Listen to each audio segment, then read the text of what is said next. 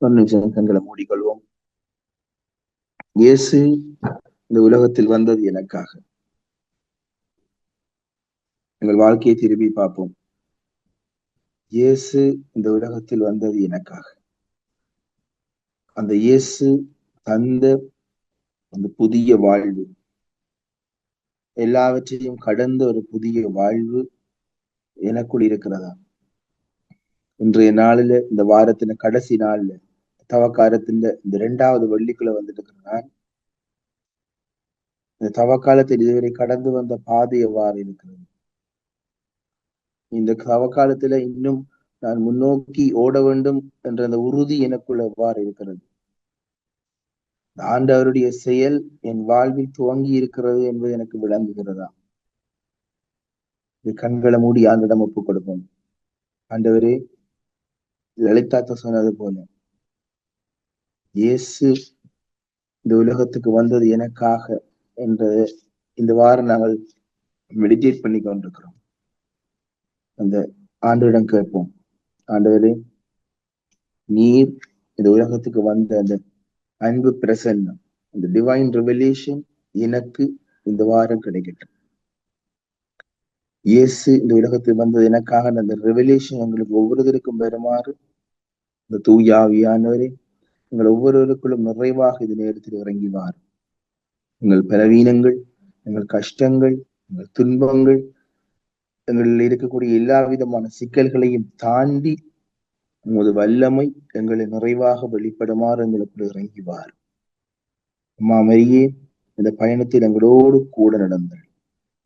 அருள்மிக பெற்ற மரியே வாழ்க, ஆண்டவர் உம்முடனே, பெண்களுக்குள் ஆசி பெற்றவர் நீரே, உம்முடைய திருவயிற்றின் கனியாகிய இயேசுவும் ஆசி பெற்றவரே.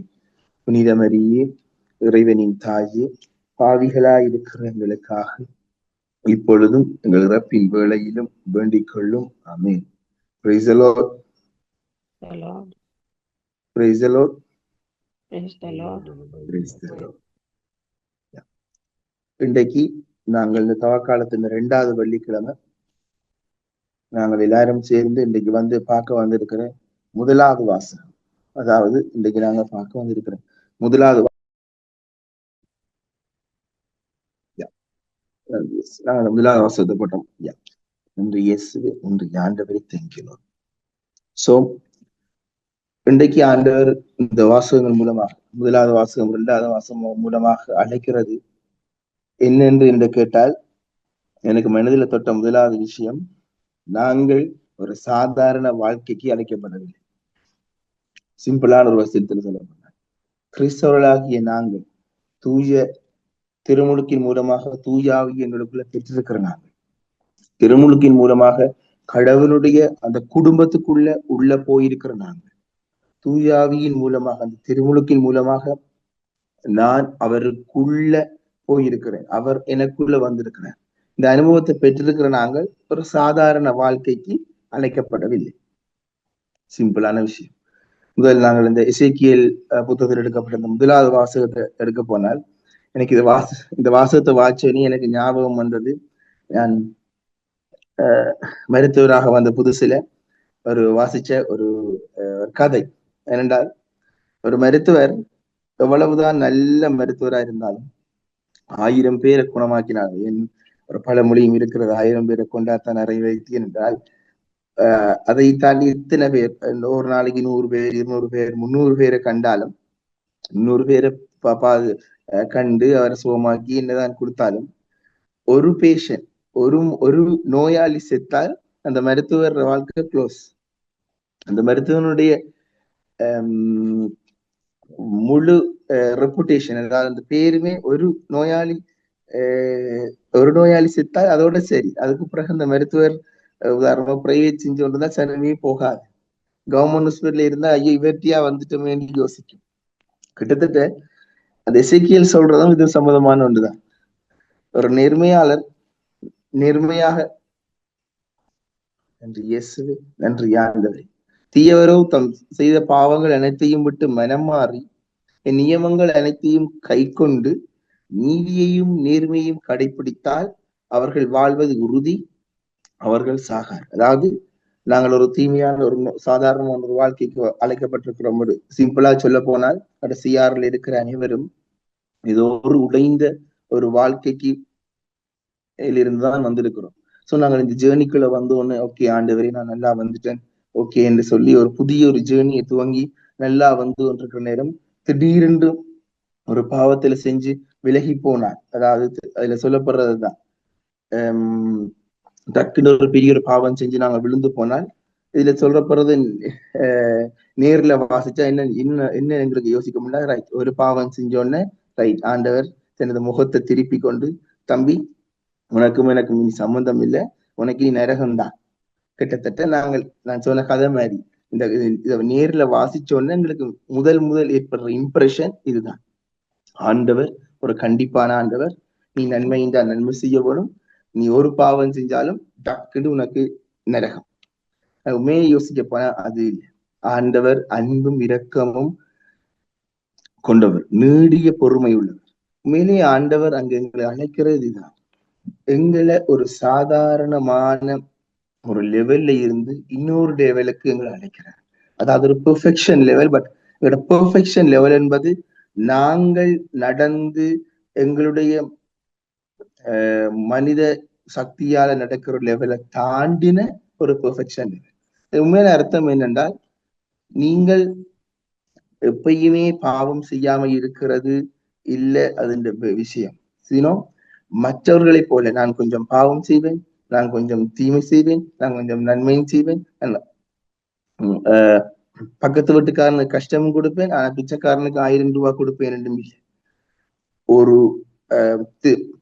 திருவள்ளிப்பாடு சொல்வது போல நீ சூடாகவோ குளிராகவோ இல்லை, அதனால் நான் உன்னை துப்பி விடுவேன். ஆண்டவர்களை அழைக்கிறது தான். நீ என்னோடு இருக்கிறாயா இல்லை என்னை விட்டு வெளியால் இருக்கிறாயா? உனது வாழ்க்கை முற்றுமுழுதாக எனக்குரியதா இருக்கிறதா? நாங்கள் 100% பாவம் செய்யாம விடுகிறோமா இல்லையா என்பது இல்ல பிசினஸ். நாங்க எங்களுடைய வாழ்க்கைய ஆண்டவருக்கு உரியதான ஒரு லைனுக்குள்ள கொண்டு வந்துட்டோமா இல்ல ஆண்டவரை விட்டு தூர இருக்கிற முற்றிலுமான ஒரு பாவ வாழ்க்கைக்குள்ளேயே இருக்கிறோமா என்பதுதான் பிசினஸ்.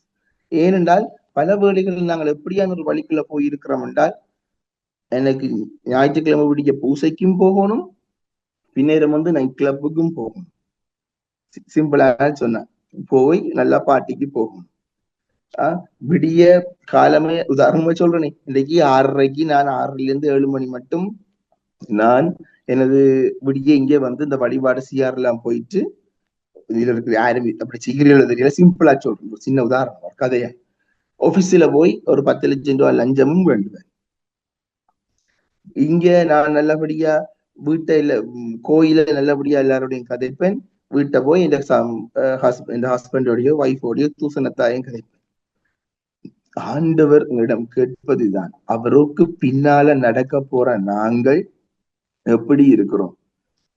நான் எனக்குரிய ஆண்டவருக்குரிய வழியில், ஆண்டவரே நான் உமக்குரியவன், உம்மோடு நடக்க போறேன், என்ன நடந்தாலும் உம்மோடு இருக்க போறேன், I am gonna do my best, நான் எனக்கு மேக்சிமம் செய்ய போறேன்னு ஒரு வாழ்க்கைக்குள்ள போறேனா இல்லையா? இல்லை. ஏன்னால் திருவள்ளிப்பாடு சொல்வது போல அறகுறைய திருத்த இயலாது. உங்களுக்கு தெரியும், அறகுறைய திருத்த இயலாது. நீங்கள் ஒரு ஒரு கூடாத நிலையில் இருந்தீங்கன்னா உங்களை அடிச்சு கழுவி செஞ்சு கொண்டு வரலாம். முழுமையா இருந்தீங்கன்னா நீங்க முழுமையா இருக்கிறீங்க, ஏதோ ஒரு நாள்ல உங்களுக்கு முழுமையான விடுதலை வந்து சேரும். இந்த அறகுறை ஒரு நாளும் தீர்ந்தாது. இன்றைய நற்செய்தி வாசம் சொல்வதும் அதுதான்.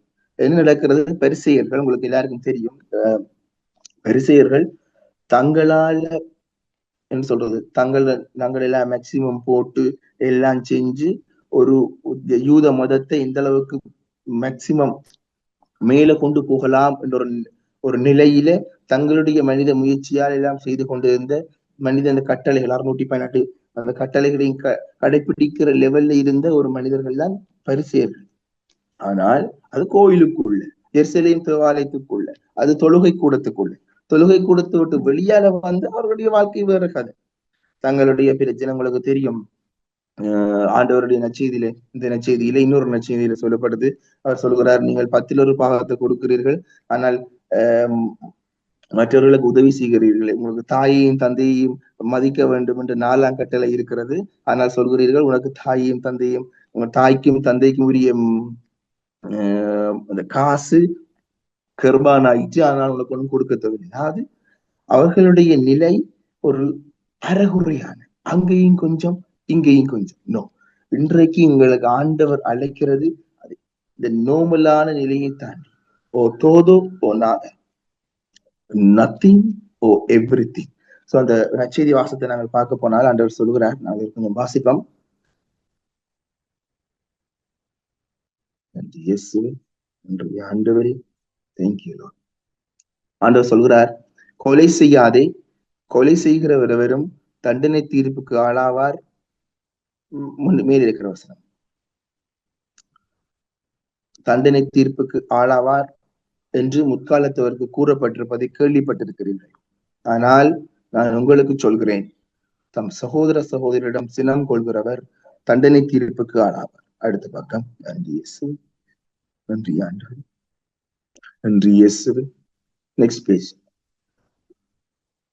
தன் சகோதர சகோதரியோ முட்டாள் என்பவர் தலைமைச் சங்க தீர்ப்புக்கு ஆளாவார். அறிவிலியே என்பவர் நரகத்துக்கு ஆளாவார். ஆகையால் நீங்கள் உங்கள் காணிக்கையை பலிப்பிடத்தில் செலுத்த வரும் பொழுது உங்கள் சகோதர சகோதரிகள் வெறும் உங்கள் மேல் ஏதோ மனத்தாங்களுடன் அங்கேயே நினைவுற்றால் அங்கேயே பலிப்பிடத்தின் முன் உன் காணிக்கையை வைத்து விட்டு போய் முதலில் அவரிடம் நல்லுறவு ஏற்படுத்திக் கொள்ளுங்கள், பின்பு வந்து உங்கள் காணிக்கையை செலுத்துங்கள். நன்றி இயேசுவே, நன்றி ஆண்டவரே. இந்த வாசத்தை வாசிச்சா நான் நிக்கிறேன், இதுல இருக்கிற ஒருத்தரும் பரலோகம் போக மாட்டேன். நீங்க ஒரு நாளும் வாழ்க்கையில யாரையும் முட்டாள்னு சொன்னதே இல்லையா? நீங்க ஒரு நாளும் உங்களோட வாழ்க்கையில ஒரு தடையும் ஃபூடுன்னு சொன்னதே இல்லையா? மட்டையான்னு சொன்னது இல்லையா? சொல்லி இந்த வார்த்தையில நான் பாவிக்கிறதுக்காக மன்னிச்சுக்கணும், சொன்னது இல்லையா? கட்டாயம் சொல்லி இருப்போம். சோ அப்படின்னு நான் ஒரு தடவை பரலோகம் போக மாட்டோமா? சோ ஆண்டவர் எங்கிட்ட எதிர்பார்க்கிறது சாதாரண நிலை அல்ல. ஆண்டவர் எங்களிடம் எதிர்பார்க்கிறது சம்திங் மோ, ஒரு ஸ்டெப் கூட. நான் எனது சாதாரண நிலைமையை விட்டு ஒரு படி, அதாவது மக்கள் எல்லாரும் என்னை சுற்றி இருக்கிற எல்லாரும் சேர்ந்து பயணிக்கிற, என்னை சுற்றி இருக்கிற பிற மத மக்கள், ஆண்டவரை நம்பிக்கை இல்லாத மக்களை தாண்டி ஒரு நிலை. இந்த நேரத்துல நாங்கள் கண்களை மூடிக்கொள்வோம். இந்த நேரத்துல நான் கண்களை மூடிக்கொள்வோம். அனிட்டா ஒரு வர்ஷிப் சாங் உண்டு, ஆண்டவரை ஆராதிக்கிற பாடல் ஒன்றுக்கு நாங்கள் தயாராகும். நான் எனது வாழ்க்கையில எந்த நிலையில இருக்கிறேன்? இந்த வெள்ளிக்கிழமை தவ காலத்துல, இந்த வெள்ளிக்கிழமை நாங்கள் எங்களோட வாழ்க்கையை நாங்கள் திரும்பி பார்க்க வேண்டிய ஒரு நேரம். இதுல கடைசியா ஆண்டவர் வடிவா சொல்கிறார், உனக்கும் உன் அயலானுக்கும் இடையில் பிரச்சனை இருந்தால் தயவு செய்து என்னட்ட வராது. அந்த சிம்பிளா சொல்றதுதான், உனக்கும் உண்ட மனசிக்கும், உனக்கும் உண்ட ஹஸ்பண்டுக்கும், உனக்கும் உண்ட அம்மாக்கும், உனக்கும் உண்ட அப்பாக்கும், உனக்கும் உண்ட பிள்ளைகள், சகோதரன், பக்கத்து வீட்டுக்காரன், வேலையில செய்யற போஸ், வேலையில செய்யற பியோன், வேலையில செய்யற அவன் இவன், யாருக்கும் என்ன பிரச்சனை இருந்தாலும் தயவு செய்து என்னட்ட வராது. நான் சிம்பிளா சொல்ல போனா, பைபிள் வார்த்தையில் சொல்ல போனா, நான் என் முகத்தை திருப்பிக் கொள்வேன், சும்மா வந்து நேரத்தை வீணாக்காது. ஆண்டவர் சிம்பிளா கடைசியா முடிக்கிற இதை அந்த நச்சீதியில பாத்தீங்கன்னா கடைசியில ஆண்டவர் ஹிண்ட் ஒன்று கொடுப்பேன். இந்த வசனம் உண்மையில சரியான கஷ்டமான விஷயம். எங்கள்ல இருக்கிற எனக்கு கட்டாயம் எங்கள் யாருக்கும் வெளிப்படையா சொல்லாட்டியும் ஏதாவது யாரோடையும் பிரச்சனை இருக்கும். யோசிச்சு பாருங்க, நாங்கள் ஒரு பிரச்சனை இருக்கு, ஆண்டவர்னு சொல்ல இந்த பக்கம் வராத, வந்து நேரத்தை வீணாக்காது, உன்னுடைய காணிக்கையை இங்கு கொண்டு வந்து நேரத்தை வீணாக்காது. இந்த நேரத்துல நாங்கள் ஆண்டவரை கேட்போம். இந்த நேரத்துல கண்களை மூடி யோசிப்போம், எனக்கும் யாருக்கும் இடையில அந்த மனத்தாங்கல் இருக்குது? யாராவது ஒருவருடன் எனக்கு ஏதாவது ஒரு மனத்தாங்கல், ஏதாவது ஒரு விஷயம் உள்ள இன்னும் அந்த சாண்ட் பேப்பர் மாதிரி தட்டி கொண்டு இருந்தால், இந்த நேரத்துல நாங்கள் அந்த ஆண்டவத்தை ஒப்பு கொடுப்போம், அந்த நபரை ஒப்பு கொடுப்போம். நேற்றைய நாள்ல நாங்கள் நாவாந்துறையிலே ஒரு வழிபாட்டின் முடியல நாங்கள் பிரேயோ ஒரு நேரம், ஒரு பெண்மணி, ஒரு இளம் பெண், ஒரு 22-23 வயசு பெண்பிள்ளை பிள்ளை உண்டு வந்து என்னோட பிரேயருக்கு வந்த நேரம், அவர் அழுது கொண்டிருந்தார். சோ அப்ப சொன்னார், நான் 3 வருஷமா கோயிலுக்கு வாரையில, 3 வருஷமா என்னால ஒன்றுமே செய்ய முடியும். அப்ப அவரை கழிச்சு கொண்டு போற நேரம் அவருக்கு இருந்த மெயின் பிரச்சனை என்னன்னா, அவருக்கு ஒரு லவ் ஃபெயிலியர் இருந்தது. அந்த பையனை அவ்வால இன்னும் மன்னிக்க முடியல. சோ அவருக்காக நாங்க ப்ரே பண்ண நேரம் அவர் கத்தினா, பிரண்டா, கன நேரம் என்னன்னு சொல்றது, ஒரு தீய சக்தி இது மாதிரி இருந்தா நான் கடைசியில அவரை ப்ரே பண்ணி முடிய அவருக்கு இருந்த பிரச்சனைனால அவளால் அந்த பையனை மன்னிக்க முடியல. நான் சொல்றேன், தங்கச்சி அந்த சொல்லம்மா வாயால சொல்லு, அந்த நான் அவனை மன்னிக்கிறேன்னு சொல்லுண்டா, ஐயோ என்னால ஏனாது. சோ அவ எப்ப அவ ஆண்டவரே நான் அவரை மன்னிக்கிறேன் என்ற ஒரு கட்டத்துக்கு சொல்ல வலிக்கிட்டாவோ, ஆண்டவரே நான் அவரை ஆசீர்வதிக்கிறேன் என்று சொல்ல வலிக்கிட்டாவோ, அப்படியே கொஞ்சம் கொஞ்சம் கொஞ்சமா அவருடைய நிலை அப்படியே மாறி அவன் நல்லபடியா வீட்டுக்கு போனான். நான் ஏன் இந்த கதையை உங்களுக்கு சொல்றேன், உங்களுடைய வாழ்க்கையில இருக்கக்கூடிய எனக்கும் என் அயலருக்கும் இருக்கக்கூடிய இந்த பிரச்சனை சாதாரண மனித லெவல்ல இந்த பிரச்சனைகள் எல்லாம் சிம்பிளா இருக்கலாம். ஆனா ஆண்டவருக்கு முன்னால இந்த பிரச்சனை அறிவறுக்கத்தக்கதாக இருக்கு. சொந்த நேரத்துல கண்களை மூடி நாங்க யோசிப்போம், இன்றைக்கு எனக்கும் யாருக்கும் இடையில அந்த பிரச்சனை, அந்த மனத்தாங்கல் இருக்குது. யாரோட நான் இன்றைக்கு நல்லுறவு கொள்ள வேணும்? சிலவங்களுக்கு கஷ்டமா இருக்கலாம். ஆண்டவரே நான் அவன்கிட்ட போய் கதைக்கிறதா, அவனை நான் மன்னிக்கிறதா, அவனை நான் ஏற்றுக்கொள்கிறதா, அவனோட சிரிச்சு கதைக்கிறதா? ஓ, அவனோடு தான் கதைக்க வேண்டும், அவனோடு தான் நல்லுறவு செய்ய வேண்டும். ஆனால் என்னுடைய சக்தியை கொண்டல்ல, ஆண்டவருடைய சக்தியை கொண்டு ஆண்டவர்கிட்ட கேட்போம், ஆண்டவரே எனக்கு வல்லமையை தாரு, ஆண்டவரே அந்த காயப்பட்ட கரத்தால் என் காயத்தை துடைத்து குணமாக்கி எனக்கு வல்லமையை தாரு, ஆண்டவரே உன் தூயாவியால் நிரப்பி எனக்கு அந்த வல்லமையை தாரு.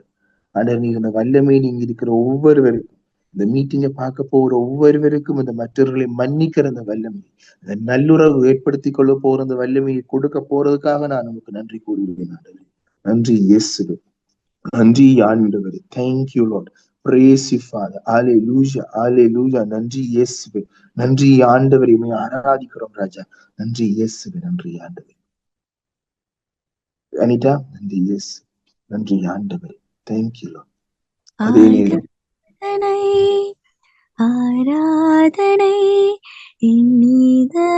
இதயவேந்தே ஆராதனை, அப்பத்தின் வடிவில் நெஞ்சத்தை திறக்கும் ஆண்டவா உமக்கே ஆராதனை, அப்பத்தின் வடிவில் நெஞ்சத்தை திறக்கும் ஆண்டவா உமக்கே ஆராதனை, ஆராதனை ஆராதனை என் இதயவேந்தே ஆராதனை, அப்பத்தின் வடிவில் நெஞ்சத்தை திறக்கும் ஆண்டவா உமக்கே ஆராதனை, அப்பத்தின் வடிவில் நெஞ்சத்தை திறக்கும் ஆண்டவா உமக்கே ஆராதனை,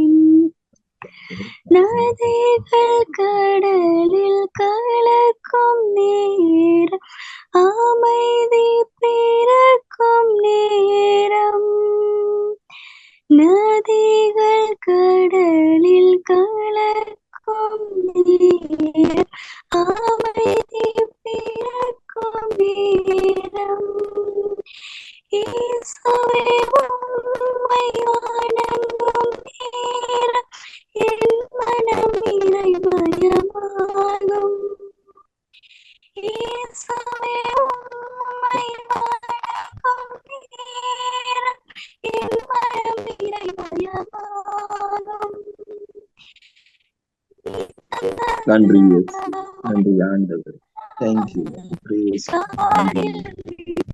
நன்றி இயேசு, நன்றி ஆண்டவரே. Thank you. அதே நேரம் மீண்டும் கண்களை மூடி திருப்பி யோசிப்போம், நான் என்னுடைய வாழ்க்கையில ஏதோ ஒரு விஷயத்துல நான் ஒரு எக்ஸ்ட்ராவா போக வேணும். அந்த எக்ஸ்ட்ரா மைல் எந்த விஷயத்துல ஆண்டோட கேட்போம். உங்களோட வாழ்க்கையில நான் இதுவரைக்கும் செஞ்சு வரக்கூடிய ஏதாவது ஒரு பாவமா இருக்கலாம், ஏதாவது என்னுடைய கேரக்டர்ல இருக்கக்கூடிய பிரச்சனையா இருக்கலாம். ஏதோ ஒரு விஷயத்துல நான் இன்றைக்கு ஆண்டோட ஒப்பு கொடுத்து சொல்வேன், ஆண்டவரே இந்த விஷயம் நிறைய விஷயங்கள் இருக்கலாம். ஆனா ஒரு விஷயத்தை ஒப்பு கொடுத்து சொல்றோம், ஆண்டவரே இந்த விஷயத்துல நான் மாற விரும்புகிறேன். அது உங்களுடைய தூஷணம் கதைக்கிற பிரச்சனையா இருக்கலாம், அது உங்களுக்கு வரக்கூடிய சட்டுன்னு வரக்கூடிய கோபமா இருக்கலாம், பொறாமையா இருக்கலாம், பொறுமை இல்லாத தன்மையா இருக்கலாம், அல்லது ஒரு பெருமை குணமா இருக்கலாம். ஏதாவது ஒரு விஷயத்தை குறித்த ஒரு பெருமை குணமா இருக்கலாம். இந்த நேரத்துல ஆண்டவரிடம் ஒப்பு கொடுத்து சொல்லுவோம், ஆண்டவரே இன்று இந்த வெள்ளிக்கிழமை நான் இந்த விஷயத்திலிருந்து மாற விரும்புகிறேன். என்னுடைய வல்லமையால் அல்ல, உம்முடைய அருளால், உம்முடைய வலிமையால் நான் மாற விரும்புகிறேன். உமது ஆவியினால் இந்த நேரத்துல ஒரு தரம் கண்களை மூடி ஆண்டவருக்கு ஆண்டவரே ஆற்றினாலும் அல்ல, சக்தியாலும் அல்ல, எங்களுடைய வல்லமையினாலே நான் உம்மோடு நடக்க முடியாது. நாங்கள் பலவீனமான பாவிகள். நீர் எங்களோடு வராவிட்டால் என்று மோயிசன் சொன்னது போல, ஆண்டவரே நீர் என்னோடு வராவிட்டால் நான் ஒரு அடி கூட வைக்க மாட்டேன் என்று சொன்னது போல, ஆண்டவரை சொல்வோம், ஆண்டவரே நீர் என்னோடு வராவிட்டால் என்னால் இந்த பரிசுத்தமான வாழ்வை வாழ முடியாது. நீர் எனக்குள்ள உங்களோட தூயாவியை தராட்டால் என்னால் ஒரு எக்ஸ்ட்ராஆர்டினரி லைஃப் வாழ முடியாது. நீர் எனக்குள்ள வராட்டால் எனக்கு ஹோலினஸ் இல்லையாப்பா. நீர் என்னோடு வார், நீர் எனக்குள்ள வார், நான் உமக்குள்ள வாழ, நீர் எனக்குள்ளும் நான் உமக்குள்ளும் வாழ உமது ஆவியினால் நிரப்பியர். இங்க இருக்கிற ஒவ்வொருவரும் ஆவியினால் நிரப்பியர்களும் ஆண்டவரே. நன்றி இயேசுவே, நன்றி ஆண்டவரே. தூய ஆவியானவரை எங்களை நிரப்பும் ஆண்டவரே. நன்றி இயேசப்பா, நன்றி ஆண்டவரே. வல்லமையின் ஆண்டவரே, உண்மையின் ஆண்டவரே, துதிகளின் ஆண்டவரே. Thank you lord, praise you father. Hallelujah, hallelujah.